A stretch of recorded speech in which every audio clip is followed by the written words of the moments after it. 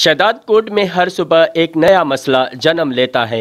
थाना A section की हुदूद में दरंदा सिफत अब्दुर्रहमान कंबो नामी मुलजिम ने 5वीं जमात की तालिबा 13 साला बच्ची उमे फ़िज़ा को अपने घर में जिनसी दरंदगी का निशाना बना डाला।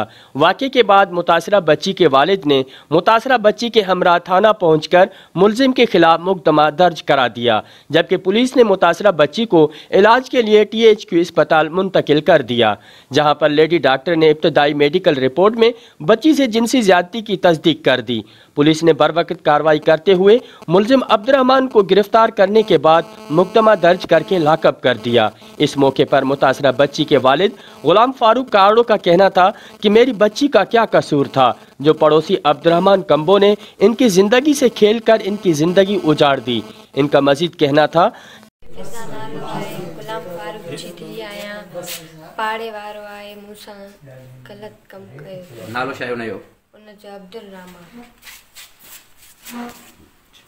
छा थींदो के मूंखे 150 जी लालच ॾिनी मां उहे फाड़े छॾी।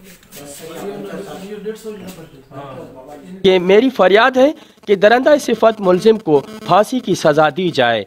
याद रहे कि शहदाद कोर्ट में 1 महीने के अंदर लगभग ये तीसरा वाक़या है। कैमरामैन राजा अल्ताफ के साथ जियो लावा, शहदाद कोर्ट।